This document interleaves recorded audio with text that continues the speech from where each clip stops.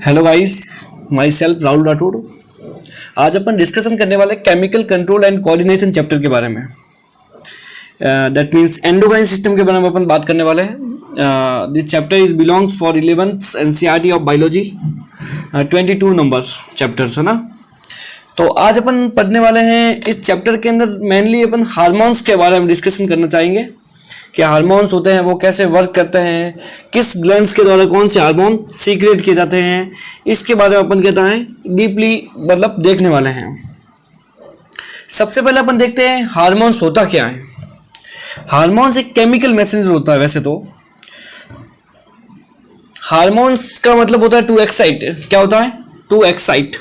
पहला discover hormone जो होता है वो सिक्रेटिन था और बाइलिस और स्टार्लिंग नामक साइंटिस्ट ने इसकी खोज की थी।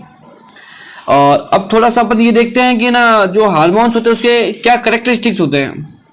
भाई इसके कोई कैरेक्टरिस्टिक फीचर तो होंगे ना हार्मोन्स के। तो हार्मोन्स के जो स्पेसिफिक कैरेक्टरिस्टिक्स होते हैं वो क्या क्या है।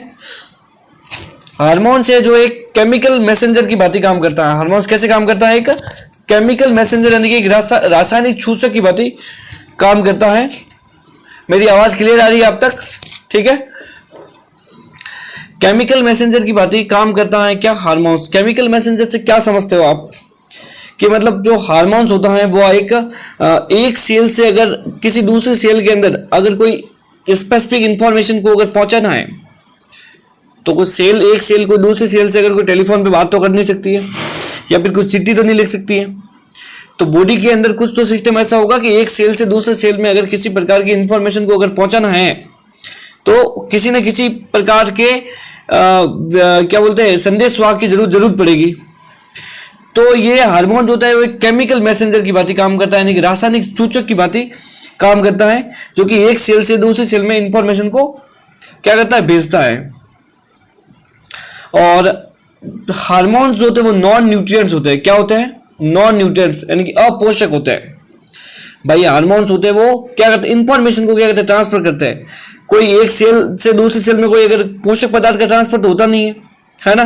तो जो किसी भी प्रकार के पोषक पदार्थ का ट्रांसफर नहीं होता है, इनका काम पोषण प्रदान करना नहीं होता है, तो ऑब्वियसली बात ये कैसे होंगे, नॉन न्यूट्रिएंट्स होते हैं। हार्मोन जो होते हैं वो इंटरसेल्यूलर मैसेंजर होते हैं। क्या होते हैं? Intercellular messenger. इंटरसेल्यूलर और इंट्रासेल्यूलर में क्या फर्क होता है? जब भी किसी एक ही सेल के अंदर अगर कोई न्यूक्लियस वगैरह है, सेल के न्यूक्लियस के अंदर कोई इंफॉर्मेशन को अगर ट्रांसफर करना है, एक सेल के अंदर जो सारी मैकेनिज्म हो रही है उससे अपन क्या कहते हैं, इंट्रासेल्यूलर। इंटरसेल्यूलर का मतलब होती है दो चीजें। एक सेल से अगर दूसरे सेल के अंदर कोई इंफॉर्मेशन को अपन को ट्रांसफर करना है उसे अपन क्या कहते हैं, इंटरसेल्यूलर कहते हैं ना।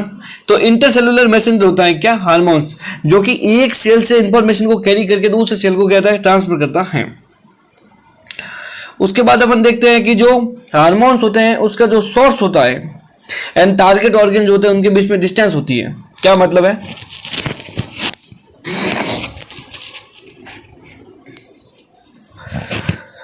मतलब ये है कि जो सोर्स होता है जिस ग्लैंड से, जिस एंडोक्राइन ग्लैंड से अगर हार्मोन्स होते हैं सीक्रेट होते हैं और जिस टारगेट ऑर्गन पे अगर हार्मोन्स को काम करना होता है वो क्या उनके बीच में क्या होती है, डिस्टेंस पाई जाती है। क्योंकि जैसे सोर्स होता है कि जहां से भी कोई अगर हार्मोन निकला है वो ब्लड के माध्यम से कहां पहुंचेगा, टारगेट ऑर्गन तक। तो उनके बीच में क्या रहती है, आपकी डिस्टेंस रहती है। और कोई फीचर्स है, और हार्मोन जो होते हैं वो बहुत ही कम मात्रा में सीक्रेट होते हैं। ऐसा नहीं है कि मैक्सिमम अमाउंट में सीक्रेट होते हैं, बहुत नैनोग्राम्स में कहता है सीक्रेट होते हैं। कौन? हार्मोन्स वगैरह है। और जैसा कि मैंने बताया कि जो एंडोक्राइन ग्लैंड्स होती हैं डक्टलेस ग्लैंड होती हैं। डक्टलेस ग्लैंड क्यों बोला? क्योंकि एंडोक्राइन ग्लैंड्स के अंदर किसी प्रकार की डक्ट नहीं पाई जाती है, कोई पाइप वगैरह नहीं होता है किसी के माध्यम से अगर है ना हार्मोन्स का सीक्रेट नहीं होता है। जो एंडोक्राइन ग्लैंड्स होती हैं वो सीधे हार्मोन्स होते हैं वो ब्लड के अंदर ट्रांसफर कर लेती है। दैट्स व्हाई एंडोक्राइन ग्लैंड्स होती है वो कैसी होती है, आपकी डक्टलेस ग्लैंड होती है।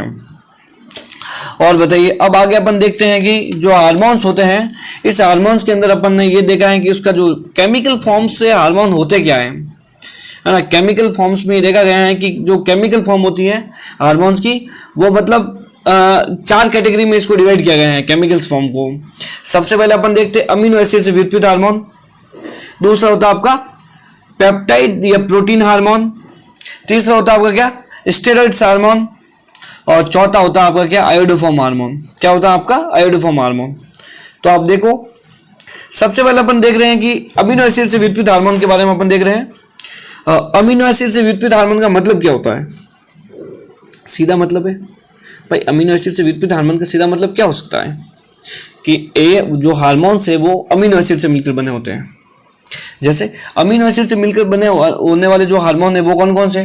तो अमीनो एसिड से व्युत्पन्न हार्मोन में आता है एपिनेफ्रिन। क्या आता है आपका? एपिनेफ्रिन और नॉर एपिनेफ्रिन। एपिनेफ्रिन में कौन सा? एपिनेफ्रिन को अपन कहते हैं एड्रेनालिन भी कहते हैं, नॉर एपिनेफ्रिन को अपन नॉर एड्रेनालिन भी कहते हैं। एपिनेफ्रिन तो आपको पता होगा कि ये इमरजेंसी कंडीशन में निकलता है, और epinephrine, nor epinephrine adrenal medulla से निकलते हैं। दो हार्मोन है, अमीनो एसिड से व्युत्पन्न हार्मोन होते हैं। और ये भी अगर स्पेसिफिक बात जाननी चाहे कि कौन सा अमीनो एसिड होता है जो मतलब किससे मिलकर बने होते हैं, तो आप ये कह सकते हो टायरोसिन अमीनो एसिड होता है, जो इस एपिनेफ्रिन और नॉर एपिनेफ्रिन हार्मोन में होता है। जो एपिनेफ्रिन हार्मोन की मैंने बताया कि इमरजेंसी कंडीशन, जैसे कोई कुत्ता पीछे पड़ गया है, कोई अगर स्ट्रेस कंडीशन आ गई तो अपने हार्ट बीट वगैरह बढ़ जाती हैं, ब्लड प्रेशर बढ़ जाता है ना। ये सारे काम किसके हैं? एपिनेफ्रिन हार्मोन की वजह से बॉडी में क्या आते हैं, आपके चेंजेस आते हैं। उसके बाद अपन देख रहे हैं कि पेप्टाइड हार्मोन या प्रोटीनियस हार्मोन। प्रोटीनियस मतलब पेप्टाइड हार्मोन और प्रोटीन हार्मोन में क्या मतलब डिफरेंस क्या है? पेप्टाइड हार्मोन जो मतलब जो छोटे अमीनो एसिड, बहुत कम अमीनो एसिड से मिलकर बने होते हैं उसे अपन पेप्टाइड हार्मोन कहेंगे। जो बड़े मतलब ज्यादा अमाउंट्स में अमीनो एसिड से मिलकर बने होंगे हार्मोन्स, तो उसे अपन प्रोटीन हार्मोन कहते हैं। जैसे ऐसे 50 अमीनो एसिड से मिलकर बने होता है कोई है ना, तो उसे अपन पेप्टाइड हार्मोन कह सकते हैं। और ज़्यादा अगर कोई होता है ना 100, 500, 1000, तो उसे अपन प्रोटीन हार्मोन कहेंगे, उससे मिलकर अगर अमीनो एसिड होते हैं तो मैंने बताया कि जो पेप्टाइड हार्मोन या प्रोटीन हार्मोन जो होते हैं वो अपन कौन कौन से होंगे? हाइपोथैलेमस से निकलने वाले जो सारे हार्मोन्स होते हैं वो कैसे होते हैं आपके?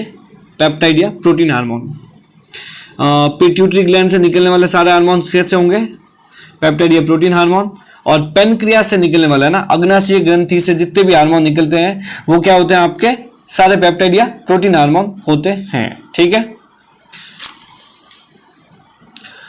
स्टेरॉइड हार्मोन के बारे में डिस्कशन करते हैं थोड़ा सा। स्टेरॉइड मतलब हार्मोन जो होते हैं वो वसा से मिलकर बने होते हैं। वसा से बनने वाले जो हार्मोन होते हैं वो उसे अपन कहते हैं, अपन स्टेरॉइड हार्मोन कहते हैं। स्टेरॉइड हार्मोन में आता है आपका एस्ट्रोजन आता है, प्रोजेस्टेरोन आता है, टेस्टोस्टेरोन आता है, और एड्रिनल कॉर्टेक्स के हार्मोन होते हैं। एड्रिनल कॉर्टेक्स के हार्मोन्स में एल्डोस्टेरोन, एल्डोस्टेरोन वगैरह जो होते हैं ना आपके, ये सब एड्रिनल कॉर्टेक्स के होता है। जितने भी सेक्स हार्मोन होते हैं, एस्ट्रोजन है, प्रोजेस्टेरोन है, मेल में टेस्टोस्टेरोन है, ये सारे जो स्टेरॉइड नेचर के होते हैं, स्टेरॉइड हार्मोन होते हैं, वसा से मिलकर बने हुए होते हैं। और फोर्थ कंडीशन में आता है आपका आयोडोफॉर्म हार्मोन। आयोडोफॉर्म हार्मोन जिसमें आयोडीन से मिलकर बने होंगे, जैसे T3 और T4, यानी कि थायरॉक्सिन हार्मोन जो होते हैं उसमें आयोडीन पाया जाता है। ठीक है, तो इस टाइप से अपन ने हार्मोन्स के स्पेसिफिक कैरेक्टरिस्टिक्स भी देखे। केमिकल फॉर्म्स में हार्मोन्स होते हैं वो कितने प्रकार के होते हैं उसके बारे में अपन ने डिस्कशन भी किया। अब अपन देखते हैं मैकेनिज्म्स ऑफ हार्मोन। भाई जो हार्मोन्स हैं तो अपनी अपनी खुद की कुछ मैकेनिज्म तो होगी, किस प्रकार से वो वर्क करते हैं, अपने वो कैसे काम करते हैं, उसके बारे में भी तो अपन को देखना पड़ेगा।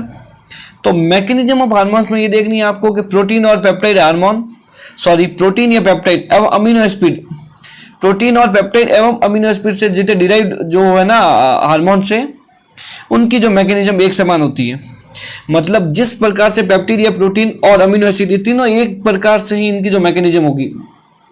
और स्टेरॉइड हार्मोन और आयोडोफॉर्म हार्मोन की जो मैकेनिज्म होती है वो क्या होती है आपकी? समान होती है। तो आप समझ पा रहे हो इन दोनों हार्मोन्स की क्या होती है मैकेनिज्म्स, क्या होगी आपकी?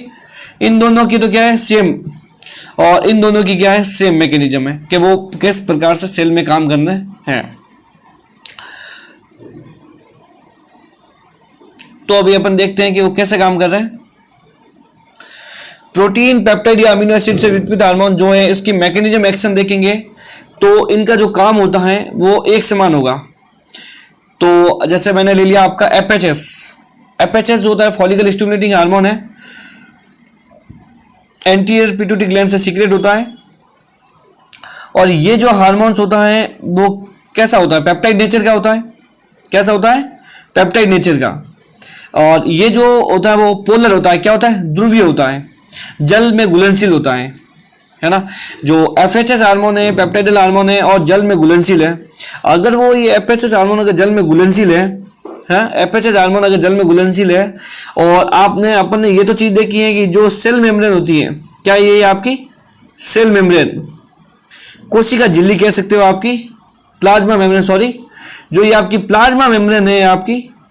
और अपन ने सेल बायोलॉजी में, अगर आपने किसी ने पढ़ा हो तो सेल बायोलॉजी में अपन ये देखते हैं कि जो प्लाज्मा मेम्ब्रेन जो होती है वो आपकी क्या होती है, नॉन पोलर। क्या होती है, नॉन पोलर।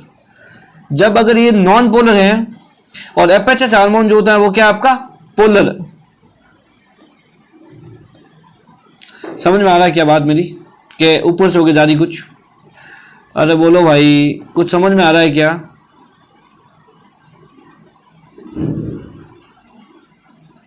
क्या बोला मैंने? आपका FHS हार्मोन जो होता है वो क्या है आपका पोलर, यानी कि ध्रुवीय होता है, जल में घुलनशील होता है।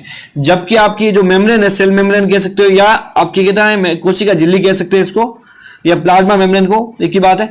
तो ये सब जो है वो क्या होती है आपकी नॉन पोलर होती है। तो FHS हार्मोन, इसको अपन ने प्राथमिक सूचक किया है, प्राइमरी इंडिकेटर या प्राथमिक सूचक कहते हैं। इसकी जो मैकेनिज्म समझिए आप। सबसे पहले जो FHS हार्मोन होता है वो अंदर प्रवेश करने की कोशिश करता है, किसके अंदर, कोशिका जो सी आपकी सेल है, सेल की जो प्लाज्मा मेम्ब्रेन है, इसको अगर अंदर एंट्री करने की कोशिश करेगा तो अपन जानते हैं कि आपने पढ़ा हुआ कि लाइक डिजॉल्व लाइक, ध्रुवीय ध्रुवीय को घोलता है और अध्रुवीय अध्रुवीय को घोलता है, यानी कि जो समान प्रकृति के होंगे वो आपस में क्या कर सकते हैं, घुल सकते हैं। अरे समझ आ रहा है क्या? जो समान नेचर के होंगे वही क्या था, आपस में घुल सकते हैं। तो FHS हार्मोन पेप्टाइड हार्मोन है और ये पोलर है, जबकि आपकी जो सेल मेम्ब्रेन है अपनी सेल की, वो आपकी नॉन पोलर है। तो ये एंटर नहीं कर पाते आपस में, क्या नहीं कर पाएंगे, एंटर नहीं कर पाएंगे। तो अब जब एंटर नहीं करेंगे तो FHS हार्मोन को अपनी रिस्पॉन्स एंड प्रतिक्रिया करवानी है, तो किस प्रकार से वो सेल में काम करेगा? तो सबसे पहले इसलिए कहता है बाहर जरूरत पड़ती है किसकी, सेल को किसकी रिक्वायरमेंट पड़ रही है, मेम्ब्रेन बाउंड रिसेप्टर की। मेम्ब्रेन बाउंड रिसेप्टर की सेल को रिक्वायरमेंट क्यों पड़ी? क्योंकि FHS हार्मोन जो होता है वो आपका पोलर है, जबकि सेल मेम्ब्रेन आपकी नॉन पोलर है। और पोलर नॉन पोलर अगर दोनों की अपोजिट नेचर होने की वजह से कहता है FHS hormone is not enter in the cell, that's why requirement of the membrane bound receptor. ये मेम्ब्रेन बाउंड रिसेप्टर जो होता है वो क्या करेगा, FHS हार्मोन्स को क्या करेगा, FHS हार्मोन को इसके साथ अटैच होगा, किसके साथ, मेम्ब्रेन बाउंड रिसेप्टर के साथ। और जैसे ही मेम्ब्रेन बाउंड रिसेप्टर के साथ अगर वो अटैच होता है तो यहां पे क्या होगी, फर्स्ट रेस्पॉन्स होता है। क्या होता है आपका फर्स्ट रेस्पॉन्स होता है। फर्स्ट रेस्पॉन्स मतलब, अरे मतलब बाहर अगर गार्ड मैंने लगा रखा है, ये आपके कलेक्टर साहब का घर है मान लो, और कलेक्टर साहब के घर के बाहर अगर कोई आपका, अगर उनसे आदमी कोई मिलने आया है, कोई कांस्टेबल माना अगर कोई मिलने आ जाता है, तो क्या वो डायरेक्ट एंटर कर पाएगा? क्या नहीं कर पाएगा, गार्ड को पूछेगा, वो ऑब्वियसली बात है। तो गार्ड साहब को पूछा तो गार्ड साहब ने मतलब उसके अंदर, सेल के अंदर क्या था, रेस्पॉन्स होने लगा। तो रेस्पॉन्स होने के लिए वहां पे क्या होगा, सेकेंडरी मैसेंजर का फॉर्मेशन हुआ। कहां पर, सेल के अंदर किसका निर्माण हुआ, सेकेंडरी मैसेंजर। क्योंकि प्राइमरी मैसेंजर जो था वो कौन था, FHS था, वो तो डायरेक्ट एंटर कर नहीं पा रहा था। सेकेंडरी जैसे ही मैसेंजर का फॉर्मेशन होता है, और सेकेंडरी मैसेंजर कौन कौन से होते हैं, calcium, cyclic AMP, diacyl glycerol, cyclic GMP और इनोसिटोल फॉस्फेट, ये सारे के सारे क्या होते हैं आपके, ये सारे क्या होते हैं आपके सेकेंडरी मैसेंजर होते हैं। और सेकेंडरी मैसेंजर क्या करेंगे, इंफॉर्मेशन जो FHS हार्मोन लेके आया था उसको कहता है सेल के अंदर इसको पहुंचाया जाता है इस माध्यम से।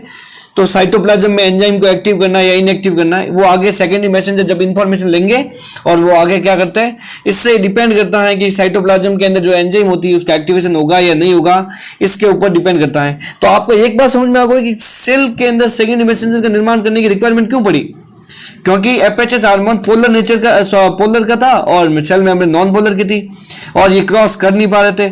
इस वजह से किसकी रिक्वायरमेंट पड़ी अपन को, सेकेंडरी मैसेंजर के निर्माण की रिक्वायरमेंट पड़ी। और जैसे ही साइटोप्लाज्म में एंजाइम का एक्टिवेशन इनएक्टिवेशन हुआ तो बायोकेमिकल रेस्पॉन्स हुए, फिजियोलॉजिकल रेस्पॉन्स वगैरह होने लगे। ठीक है, आपको समझ आ गई होगी कि ये प्रोटीन या अमीनो एसिड से विद्युत हार्मोन की जो मैकेनिज्म है वो कैसे काम कर रही है। आगे बढ़ते हैं। अब अपन बात करते हैं स्टेरॉइड या आइडोफॉर्म हार्मोन्स की। किसकी? स्टेरॉइड या आइडोफॉर्म जो हार्मोन्स है उसकी अपन अगर बात करें ढंग से,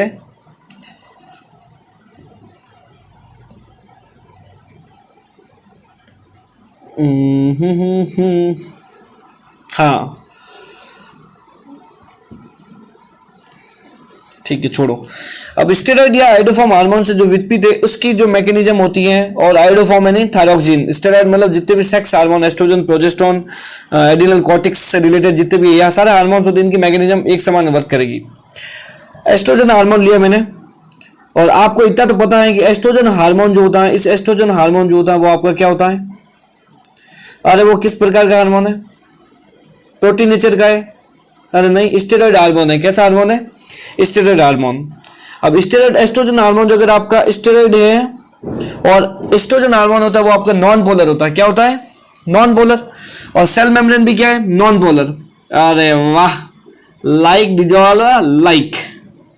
एस्ट्रोजन हार्मोन भी नॉन पोलर, जो जल में घुलनशील नहीं है। सेल मेम्ब्रेन भी जल में घुलनशील नहीं है। अरे जब दोनों घुलनशील नहीं है तो क्या एस्ट्रोजन एंटर कर पाएगा क्या सेल में? अरे करेगा ना। लाइक डिजॉल्व लाइक, समान समान को घोलता है। एस्ट्रोजन को किसी प्रकार के मेम्ब्रेन बाउंड रिसेप्टर की जरूरत नहीं पड़ती है, क्योंकि उसके अमीनो एसिड्स और जो अपन ने देखा पेप्टाइड हार्मोन, उनकी जो मैकेनिज्म देखी, मेम्ब्रेन बाउंड रिसेप्टर की रिक्वायरमेंट पड़ी, क्योंकि समान समान को बोलता है। वहां पे एक पोलर था, एक नॉन पोलर था, अंदर जाने के लिए गार्ड साहब की रिक्वायरमेंट पड़ी थी। जबकि यहाँ सेल माना कि ये कलेक्टर साहब अगर ये हैं, एस्ट्रोजन हार्मोन भी कलेक्टर हैं, नॉन पोलर, ये भी नॉन पोलर है, और एक कलेक्टर दूसरे कलेक्टर के घर में बिना पूछे जा सकता है। अरे जा सकता है ना। तो एस्ट्रोजन हार्मोन क्या करेगा? डायरेक्ट एंट्री कर लेता है। कहाँ पे? सेल के अंदर। जब सेल के अंदर अगर वो डायरेक्ट क्या करता है? एंट्री करता है, तो वो सीधा जाके कहाँ जाता है? आपका सेल के न्यूक्लियस में। कहाँ जाता है? वो इंट्रासेल्युलर रिसेप्टर होते हैं ये, वो सीधा कहाँ प्रवेश करता है? सेल के न्यूक्लियस के अंदर करता है, चला जाता है।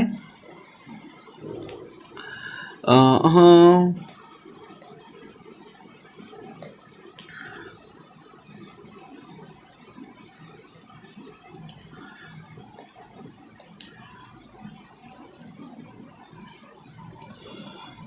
एक मिनट, 1 मिनट।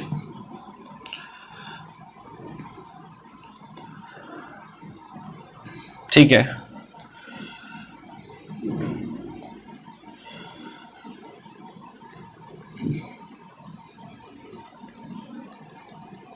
हाँ तो मैंने क्या बताया, जो एस्ट्रोजन हार्मोन है वो डायरेक्ट किस में एंटर करेगा? सेल के अंदर वापस एंटर करेगा। तो अगर सेल के अंदर अगर कर रहा है तो इसका मतलब क्या हुआ?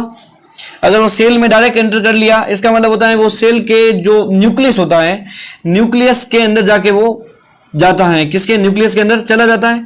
और न्यूक्लियस के अंदर क्या होता है? इंट्रासेल्युलर रिसेप्टर होता है। क्या होता है? इंट्रासेल्युलर रिसेप्टर होता है। और ये जो एस्ट्रोजन हार्मोन होता है वो इंट्रासेल्युलर रिसेप्टर से जाके जुड़ जाता है, और ये दोनों आपस में क्या बना देते हैं? कॉम्प्लेक्स। क्या बना देते हैं? कॉम्प्लेक्स। जैसे ही एस्ट्रोजन हार्मोन न्यूक्लियस में जाता है, सेल के अंदर पहले जाता है, उसके बाद न्यूक्लियस में जाता है। न्यूक्लियस में जाते ही वहां पे क्या बना देता है? कॉम्प्लेक्स बना देता है। रिसेप्टर हार्मोन कॉम्प्लेक्स जैसे ही बनता है, और रिसेप्टर हार्मोन कॉम्प्लेक्स जाके कहता है डीएनए जो होता है न्यूक्लियस के अंदर क्या होता है? आपका क्रोमोजोम्स। क्रोमोजोम्स मींस क्रोमोजोम्स होता है। तो क्रोमोजोम्स के से जाके कौन जुड़ जाएगा? आपका ये इंटरसेल्युलर रिसेप्टर और हार्मोन दोनों जाके किससे जुड़ जाते हैं? आपके क्रोमोजोम से। और जैसे वो क्या जुड़ते हैं? क्रोमोजोम से जुड़ते हैं हार्मोन और ग्राही, तो उसके आगे जीन का एक्सप्रेशन होता है। क्या होता है आपका? Gene expression. जीन एक्सप्रेशन नाम सुना कभी? अरे जीन अभिव्यक्ति आपने नाम सुना होगा। तो क्या होता है? डीएनए से क्या बनता है आपका? एमआरएनए। क्या बनता है आपका? ये एमआरएनए। और एमआरएनए से क्या बनता है आपका? प्रोटीन का फॉर्मेशन हो जाता है। इस प्रकार से यहाँ पे कहता है सेल का क्या होता है? सॉरी, जीन अभिव्यक्ति होती है।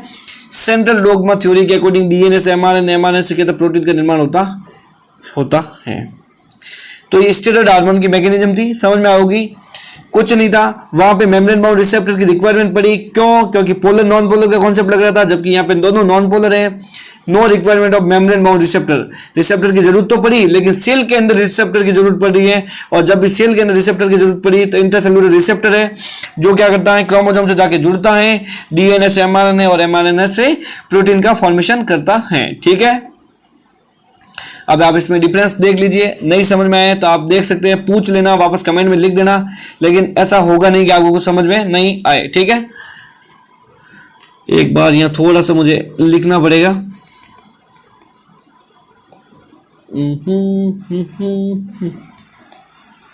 ये पेप्टाइड प्रोटीन या पेप्टाइड हार्मोन, और ये होता है आपका स्टेरॉइड या एडोफॉर्म हार्मोन, स्टेरॉइड।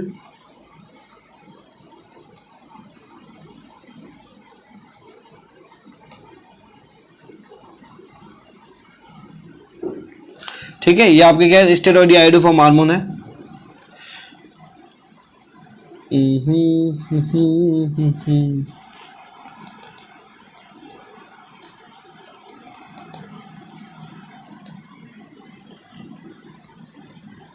ठीक है, डिफरेंस देखा आपने। ये हार्मोन जो होता है प्रोटीन या अमीनो एसिड वाले में क्या देखा अपन है, ये हार्मोन ध्रुवीय है, अतः इन्हें मेम्ब्रेन बाउंड रिसेप्टर की रिक्वायरमेंट पड़ रही है। ठीक है, पोलर नॉन पोलर कॉन्सेप्ट की वजह से। स्टेरॉइड या हार्मोन भी नॉन पोलर है, एस्ट्रोजन तो सेल के अंदर क्या डिफ्यूज हो जाता है, अपने आप चला जाता है, विस्तृत हो जाता है। फिर आपने क्या देखा, ये हार्मोन जो होता है सेकेंडरी मैसेंजर का निर्माण करते हैं। या सेकेंडरी मैसेंजर रिक्वायर क्यों जरूरत पड़ी सेकेंडरी मैसेंजर के लिए, क्योंकि अंदर आ नहीं रहा था तो इन्फॉर्मेशन को पहुंचानी है कहीं तक अंदर तक, तो आपको सेकेंडरी मैसेंजर के थ्रू पहुंचानी पड़ रही है। सीएमपी, ये आपको नीट के सबसे अच्छा क्वेश्चन ये बनता ही बनता है कि सेकेंडरी मैसेंजर कौन कौन से होते हैं। तो एनसीईआरटी के अंदर तो मेनली तो ये सीएमपी, सीजीएमपी और सब दे रखे, कैल्शियम एटलीस्ट, ये तो हमेशा ही पूछते रहते हैं इस एग्जाम्स के अंदर कॉम्पिटेटिव पेपर में। CMP, cGMP, cyclic AMP, cyclic GMP, calcium diacyl glycerol, inositol phosphate, ये सारे सेकेंडरी क्या होते हैं आपके मैसेंजर होते हैं। जबकि यहाँ सेकेंडरी मैसेंजर की रिक्वायरमेंट नहीं पड़ी, क्यों, क्योंकि रिसेप्टर सेल के भीतर लगे हुए, इंट्रासेलुलर रिसेप्टर पहले से ही थे और नॉन पोलर थे, तो ऑब्वियसली बात है जो हार्मोन था वो सेल के अंदर अपने आप एंटर कर चुका था और इंफॉर्मेशन भी आके पहुंचा ही रहा था, तभी तो जीन का एक्सप्रेशन हो रहा था। यहाँ पे क्या देखने को मिला अपन को, तो सॉरी पेप्टाइड या जो अमीनो एसिड वाला जो ये कॉन्सेप्ट था, इसके अंदर तो साइटोप्लाज्म तक क्या था, कार्य सीमित था, मतलब या तो एंजाइम का एक्टिवेशन या डीएक्टिवेशन, ये दो चीजें हो रही थी, या तो एंजाइम का एक्टिवेशन होगा या डीएक्टिवेशन। लेकिन हार्मोन ग्राही संकुल, हार्मोन ग्राही कॉम्प्लेक्स न्यूक्लियस में प्रवेश कर डीएनए से जुड़ता है, और जीन एक्सप्रेशन आपको पता है लंबा चौड़ा होता है, डीएनए बनता है, रेप्लिकेशन होगा, डीएनए से सॉरी एमआरएनए बनेगा, ट्रांसक्रिप्शन होगा, फिर ट्रांसक्रिप्शन के मतलब ट्रांसलेशन होगा, एमआरएनए से प्रोटीन बनेगा, तो जीन एक्सप्रेशन इस टाइप से लंबा प्रोसेस होता है। आगे बढ़ते हैं अपन, क्या लिखा है कि स्टेरॉइड हार्मोन का कार्य धीमा होता है। स्टेरॉइड हार्मोन का जो कार्य है वो क्या होता है आपका, धीमा होता है। बिल्कुल, एक मिनट, इस लाइन को मैं आपको ढंग से थोड़ा समझा देता हूं। अच्छा, इसमें ये बताया गया स्टेरॉइड हार्मोन का कार्य धीमा क्यों होगा, सोचो, माइंड लगाओ, अरे दिमाग का यूज करो रे, दिमाग है क्या।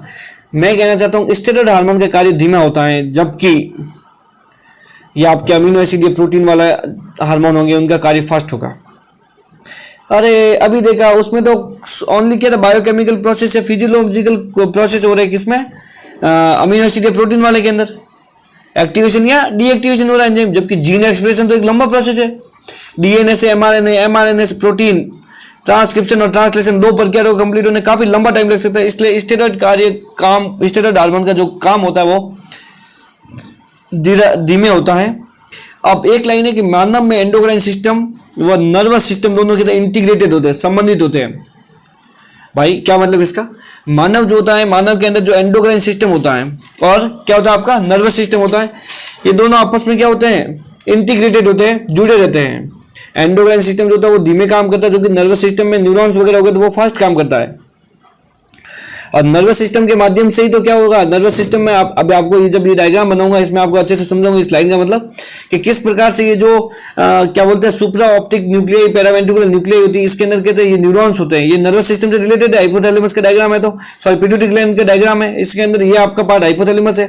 तो किस प्रकार से हाइपोथैलेमस एक ब्रेन का पार्ट है और एंटीरियर पिट्यूटरी ग्लैंड और पोस्ट पिट्यूटरी ग्लैंड से कहते हैं हार्मोन सीक्रेट होते हैं। अरे वापस समझाऊं क्या, हाइपोथैलेमस एक ब्रेन का पार्ट है, हाइपोथैलेमस डाइएंसिपोलन के अंदर क्या पड़ता है अपन, एपिथैलेमस, थैलेमस और हाइपोथैलेमस।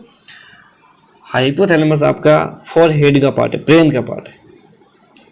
पिट्यूटरी ग्लैंड एंडोक्राइन का पार्ट है, दोनों आपस में इंटीग्रेटेड है, दोनों के अपने अपने अलग अलग काम है। किस प्रकार से वो काम करते हैं, क्यों इंटीग्रेटेड है, कि इसके बिना ये अधूरा, ये इसके बिना अधूरा। आगे बढ़ते हैं, थोड़ा सा देखते हैं, सब्र रखिए।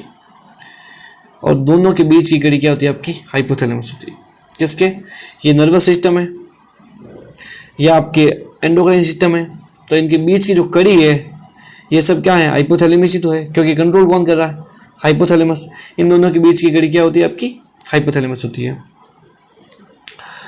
ये डायग्राम को आप समझिए थोड़ा ढंग से, क्या कहाँ डालू रहे इसको मैं, ठीक है, अब इसको ढंग से समझिए। हाइपोथैलेमस, हाइपोथैलेमस के अंदर अपन एक चीज तो ये देख ली है कि जो हाइपोथैलेमस वाला पार्ट है, और ये जो होती है आपके कहता है न्यूरॉन सीक्रेटरी सेल्स, तंत्रिका स्रावी कोशिकाएं, जिसको अपन न्यूक्लियाई कहते हैं, सुप्रा ऑप्टिक न्यूक्लियाई, पैरावेंट्रिकुलर न्यूक्लियाई, दोनों आपस में कहता है न्यूरॉन्स, क्योंकि हाइपोथैलेमस का पार्ट है, hypothalamus is a part of the nervous system, तो क्या है न्यूरॉन्स से। तो कहना क्या चाहता हूँ, कहना ये चाहता हूँ कि हाइपोथैलेमस जो होता है कि मास्टर ऑफ मास्टर ग्लैंड होती है, जबकि पिट्यूटरी ग्लैंड जो होती है वो आपकी कहती है मास्टर ग्लैंड होती है। तो किस प्रकार से जो हाइपोथैलेमस होता है वो एंडोक्राइन सिस्टम को, एंटीरियर पिट्यूटरी ग्लैंड्स को और पोस्टीरियर पिट्यूटरी ग्लैंड्स को कैसे कंट्रोल करता है, उसके बारे में अपन देखने वाले हैं, वो देखिए आप। तो कैसे कंट्रोल कर रहे हैं वो देखिए आप, कि जो हाइपोथैलेमस होता है कि हाइपोथैलेमस से क्या चीजें निकलती है। हाइपोथैलेमस होता है anterior pituitary gland, anterior pituitary gland को अपन क्या कहते हैं, एडिनो हाइपोफाइसिस भी कहते हैं, जबकि पोस्टीरियर पिट्यूटरी ग्लैंड को अपन कहते हैं न्यूरो हाइपोफाइसिस भी कहते हैं। क्या कहते हैं, पोस्टीरियर पिट्यूटरी ग्लैंड को अपन न्यूरो हाइपोफाइसिस भी कहते हैं। पोस्टीरियर पिट्यूटरी ग्लैंड है, पक्ष पीयूष ग्रंथि, सीक्रेशन किसका होगा, ऑक्सीटोसिन और एंटी डायूरेटिक हार्मोन का। Adeno hypophysis, anterior pituitary glands, जितने भी आपके LHFSS होते हैं, ACTS होते हैं, ग्रोथ हार्मोन, सब इसके द्वारा सीक्रेट होंगे एंटीरियर पिट्यूटरी ग्लैंड से। हाइपोथैलेमस जो होता है वो आपके एंटीरियर पिट्यूटरी ग्लैंड्स को किसके द्वारा कंट्रोल करता है, पोर्टल सर्कुलेशन, निवाहिका तंत्र के माध्यम से क्या करता है, एंटीरियर पिट्यूटरी ग्लैंड को रेगुलेट करता है या कंट्रोल करता है। समझ में आ रहा है कुछ। मैंने बोला कि जो पीयूष ग्लैंड है, बाकी ऑल ग्लैंड्स जितनी भी मतलब बाकी सारी जो ग्रंथियां होती हैं is controlled by hypothalamus. Piyush gland is controlled by hypothalamus. Sorry मैंने एक लाइन थोड़ी अजीब बोल दी। मैं ये कहना चाहता हूँ कि जो पीयूष ग्रंथि होती है वो हाइपोथैलेमस के द्वारा कंट्रोल होती है। मैं ये कहना चाहता हूँ अग्र पीयूष ग्रंथि जो होती है, एंटी पिट्यूटरी ग्लैंड होती है, वो पोर्टल सर्कुलेशन के माध्यम से हाइपोथैलेमस इसको कंट्रोल करता है। पोर्टल सर्कुलेशन है, निवाहिका तंत्र का मतलब क्या होता है, निवाहिका तंत्र का मतलब होता है कि नॉर्मली जो सर्कुलेशन होता है उसमें तो जो सिराएं होती है, वेन्स होती है, वो ब्लड को कहाँ लेके जाती है, हार्ट के अंदर। लेकिन पोर्टल सर्कुलेशन में ऐसा नहीं होता है। अगर ब्लड के अंदर कोई हार्मोन वगैरह पड़े हैं तो पोर्टल सर्कुलेशन में अंदर ब्लड हार्ट तक न जाकर टिश्यू तक जाता है, उसे अपन क्या कहते हैं, पोर्टल सर्कुलेशन कहते हैं। क्या कहते हैं, पोर्टल सर्कुलेशन। पोर्टल सर्कुलेशन में वेन्स होती है, ब्लड को हार्ट में ना ले जाकर किसी अन्य ऊतक या टिश्यू में लेकर जाती हैं, उसे अपन क्या कहते हैं, पोर्टल सर्कुलेशन कहते हैं। हाइपोथैलेमस जो होता है वो एंटीरियर पिट्यूटरी ग्लैंड्स को पोर्टल सर्कुलेशन के माध्यम से कंट्रोल करता है, और पोस्टीरियर पिट्यूटरी ग्लैंड जो होती है वो न्यूरॉन्स के द्वारा कंट्रोल हो रही है। जैसे सुप्रा ऑप्टिक न्यूक्लियाई, पैरावेंट्रिकुलर न्यूक्लियाई क्या होते हैं, न्यूरॉन्स। और न्यूरॉन्स के जो पार्ट है, एक्सॉन वाले पार्ट, ये एक्सॉन वाले पार्ट कहाँ जा रहे हैं, अरे देखो देखो देखो, एक्सॉन वाले पार्ट जो होते हैं वो आपके कहाँ खुल रहे हैं, अरे एक्सॉन वाले पार्ट जो होते हैं पोस्टीरियर पिट्यूटरी ग्लैंड के अंदर खुल रहे हैं। ये ध्यान रखना, हेरिंग बॉडीज भी कहते हैं। पोस्टीरियर पिट्यूटरी ग्लैंड्स के ऊपर जो ना वेसिकल जैसी संरचना होती है उसे अपन कहते हैं हेरिंग बॉडीज भी कहते हैं। तो अपन आगे देख रहे हैं क्या कैसे कंट्रोल होगा, वो भी इसकी मैकेनिज्म देखेंगे। हाइपोथैलेमस पोर्टल सर्कुलेशन के माध्यम से, हाइपोथैलेमस जो होता है वो आपका पोर्टल सर्कुलेशन के माध्यम से एंटीरियर पिट्यूटरी ग्लैंड का रेगुलेशन करते हैं। अभी बताया हाइपोथैलेमस के जो न्यूरॉन्स है, एक्सोनल सिरे पोस्टीरियर पिट्यूटरी ग्लैंड में क्या रहते हैं, विस्तारित रहते हैं, एक्सटेंड रहते हैं। तो उसके कंट्रोल कौन करता है, पोस्टीरियर पिट्यूटरी ग्लैंड को, हाइपोथैलेमस के न्यूरॉन्स। इन फूले हुए सिरे को, एक्सोनल सिरे को क्या कहा जाता है, हेरिंग बॉडीज भी कहा जाता है। एक नोट आपको ये देना है कि वैसोप्रेसिन और हार्मोन ऑक्सीटोसिन, बिल्कुल हमेशा नीट में इसका अच्छा क्वेश्चन बनता है कि जो vasopressin hormone, ADH anti diabetic hormone and oxytocin,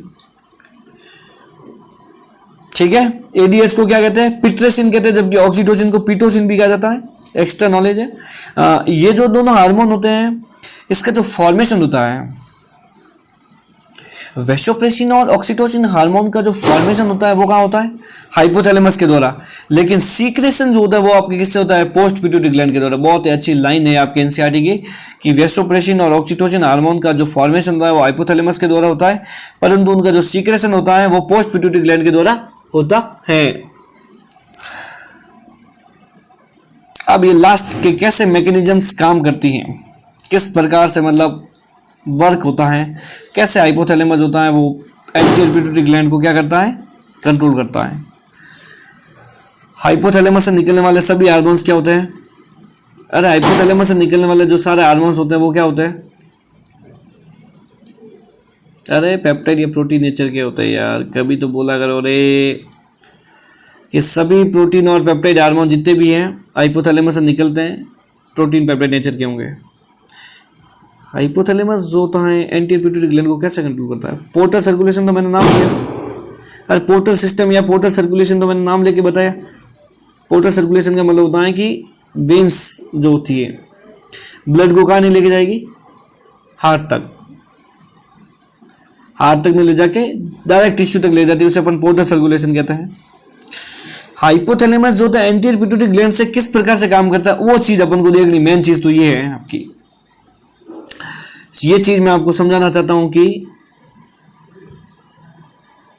क्या कि जो हाइपोथैलेमस होता है वो रिलीजिंग हार्मोन सीक्रेट करता है, क्या करता है, रिलीजिंग हार्मोन, जैसे ग्रोथ, जैसे एंटी पिट्यूटरी ग्लैंड से निकलने वाले सारे हार्मोन कौन से होते हैं, ये भी कहता है पेप्टाइड नेचर के होंगे, ग्रोथ हार्मोन है, LH-FSH होता है, एडिनोकॉर्टिकोट्रोपिक हार्मोन है, थायराइड स्टिमुलेटिंग हार्मोन है, प्रोलैक्टिन हार्मोन होता है, ये सारे हार्मोन जो होते हैं वो एंटीरियर पिट्यूटरी ग्लैंड के द्वारा क्या किया जाता है, सीक्रेट किया जाता है। हाइपोथैलेमस एंटीपिट्यूटरी ग्लैंड को कंट्रोल करता है और उसके जिस हार्मोन को निकालना होता है उस हार्मोन को एंटीपिट्यूटरी ग्लैंड के द्वारा सीक्रेट किया जाता है। क्या मतलब समझ नहीं आया, समझिए। हाइपोथैलेमस निकालेगा, कहेगा क्या कहेगा, growth hormone releasing hormone. Hypothalamus क्या करेगा, हाइपोथैलेमस के कहने पर एंटीरियर पिट्यूटरी ग्लैंड से कहते हैं हार्मोन निकलते हैं, तो हाइपोथैलेमस कहता है ग्रोथ हार्मोन रिलीजिंग, जिसके पीछे RS लग रहा है वो सब का ना हाइपोथैलेमस से रिलेटेड, जिसके पीछे RS वो सब hypothalamus. Growth hormone releasing hormone hypothalamus से निकल रहा है तो एंटीरियर पिट्यूटरी ग्लैंड से क्या निकलेगा, ग्रोथ हार्मोन निकलेगा, क्योंकि रिलीज करने को कौन कह रहा है, हाइपोथैलेमस। हाइपोथैलेमस क्या कहेगा, जब एडिनल कोर्टिकोट्रोपिक हार्मोन की जब रिक्वायरमेंट पड़ती है तो हाइपोथैलेमस ACTH-RS रिलीज करता है। किसका करता है, ACTH-RS। तो एंटीरियर पिट्यूटरी ग्लैंड किसका फॉर्म में सिक्रेशन करेगी, ACTH का। LH-FSH दोनों गोनाड्स पे काम करता है, ओवेरी और टेस्ट इस पे काम करते हैं, इसलिए इसको गोनेडोट्रोपिन रिलीजिंग हार्मोन कहता है। नीट में क्वेश्चन आ रखा है एक बार, जब hypothalamus GnRH gonadotropin releasing hormone मतलब क्या करता है, सीक्रेट करवा रहा है, तो एंटीरियर पिट्यूटरी ग्लैंड से क्या निकलेगा, आपके LH और FHS। अगर रिलीज हार्मोन करवाना है किसको, अपन को THS-RS को, तो जैसे रिलीजिंग हार्मोन निकलेगा तो एंटीरियर पिट्यूटरी ग्लैंड इसके कमांड में काम करेगी, हाइपोथैलेमस के क्या निकालेगी, वो थायराइड स्टिमुलेटिंग हार्मोन। प्रोलैक्टिन की रिक्वायरमेंट पड़ रही मिल्क फॉर्मेशन में, तो रिलीजिंग हार्मोन हाइपोथैलेमस कहेगा, तो एंटीरियर पिट्यूटरी ग्लैंड किसका सीक्रेशन करेगी, प्रोलैक्टिन हार्मोन का। अब जब ये हार्मोन बहुत ज्यादा होंगे तो इनहिबिशन भी हाइपोथैलेमस के द्वारा होगा। जब बहुत अधिक मात्रा में अगर प्रोलैक्टिन निकल गया तो उसको वापस रोकना पड़ेगा, तो hypothalamus is controlled by anterior pituitary glands, inhibit कर देती हैं कि भाई बहुत ज्यादा अगर मिल्क का फॉर्मेशन हो गया है, इसलिए कृपया करके मिल्क को बंद करवाओ। तो वो हाइपोथैलेमस एंटीरियर पिट्यूटरी ग्लैंड को नेगेटिव फीडबैक देता है। क्या देता है, आपका नेगेटिव फीडबैक। और जैसे नेगेटिव फीडबैक आता है तो क्या होता है, फॉर्मेशन हाइपोथैलेमस से इनहिबिट हार्मोन निकलता है और एंटीरियर पिट्यूटरी ग्लैंड से मिल्क का फॉर्मेशन प्रोलैक्टिन हार्मोन का निकालना या सीक्रेशन होना क्या होता है, आपका बंद हो जाता है। और कुछ चीजें आपको बता देता हूं कि जो अग्रपीयूष ग्रंथि होती है एंटीरियर पिट्यूटरी ग्लैंड्स दो भाग से मिलकर बनी होती है, पार्स डिस्टलिस और पार्स इंटरमीडिया। पार्स डिस्टलिस से निकलने वाला हार्मोन है ग्रोथ है, हार्मोन है THS है, ACTS है, है ना, LH FSH से प्रोलैक्टिन, ये सारे किससे निकले, पास डिस्टली से, और पास इंटरमीडिएट से निकलता है मुलेरियन स्टिमुलेटिंग हार्मोन। और ये भी बताया गया है कि जो MHS hormone and Mullerian stimulating hormone जो होता है वो फ्यूज हो जाता है किसके साथ, पास डिस्टलीज के साथ में।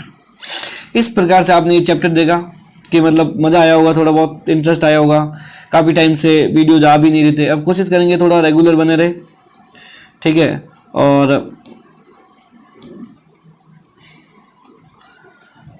तो आपने अभी बड़ा अपन ने क्या देखा, हाइपोथैलेमस हार्मोन्स से रिलेटेड अपन ने चैप्टर देखा। 2 मिनट में अगर क्विक रिव्यू करें तो अपन ने ये चीज़ तो देख ली कि किस प्रकार से जो है ना, सबसे पहले अपन देखते हैं कि कैसे वर्क करता है, कैसे मतलब हार्मोन्स के क्या काम होते हैं, क्या कैरेक्टरिस्टिक फीचर्स होते हैं, वो देखा कि भाई हार्मोन्स होते हैं वो नॉन न्यूट्रिएंट्स होते हैं, किसी प्रकार के पोषण को रिक्वायरमेंट नहीं पड़ती है, मतलब वो कोई पोषण का ट्रांसफर नहीं करते हैं, इंटरसेल्यूलर होते हैं, मतलब एक सेल से दूसरे सेल में इंफॉर्मेशन को पहुंचाने का काम करता है। और क्या था आपके नैनोग्राम्स में सीक्रेट होते हैं, बहुत कम मात्रा में अगर क्या होता है सीक्रेट वगैरह होता है। फिर उसके बाद में अपन ने ये भी देखे कि केमिकल फॉर्म्स में हार्मोन्स कितने, अपन ने अमीनो एसिड से विपरीत हार्मोन देखे, epinephrine, non epinephrine, peptide hormone, hypothalamus से जितने भी हार्मोन निकलेंगे, पिट्यूटरी से निकलने वाले एंटीरियर पोस्टीरियर दोनों, पेनक्रियास से निकलने वाले हार्मोन जैसे ग्लूकागॉन है, इंसुलिन है, सोमेटोस्टेरोन, ये सारे पेप्टाइड प्रोटीन नेचर के होंगे। स्टेरॉइड में अपन ने sex hormone, oestrogen, progesterone, testosterone, adrenal cortex की बात की। आइडोफॉर्म हार्मोन अपन T3 T4 देखा, ये सारे जो होते हैं आइडोफॉर्म हार्मोन्स होते हैं। मैकेनिज्म्स में देखा अपन ने, बड़ा बड़ा मैकेनिज्म्स में अपन को क्या याद रखना चाहिए कि जो प्रोटीन नेचर और पेप्टाइड नेचर और अमीनो एसिड, इन सब की मैकेनिज्म एक होती है।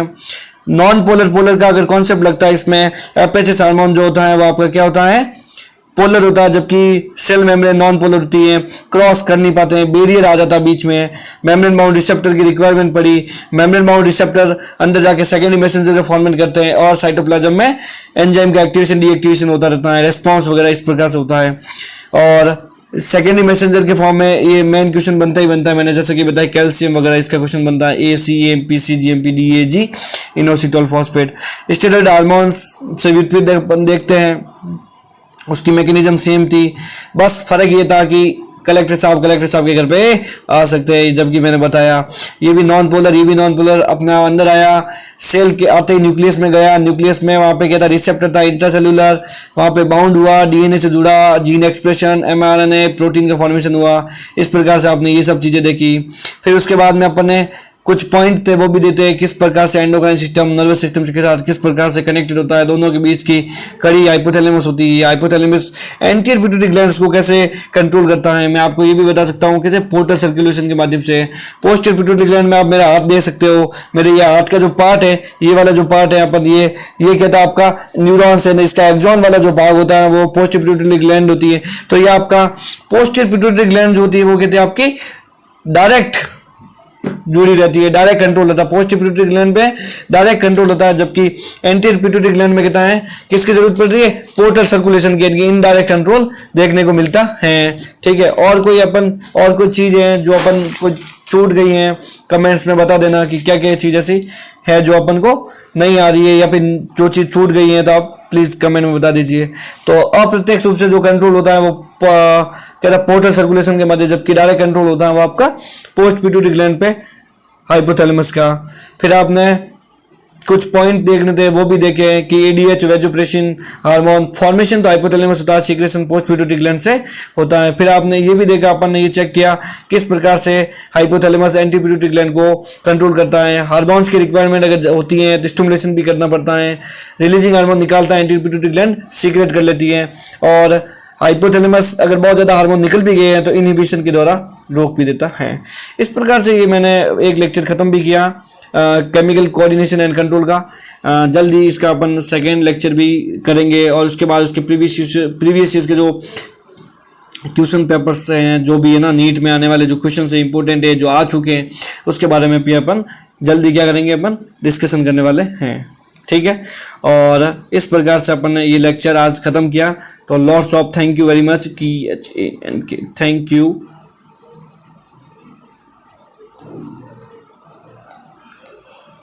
Bye bye.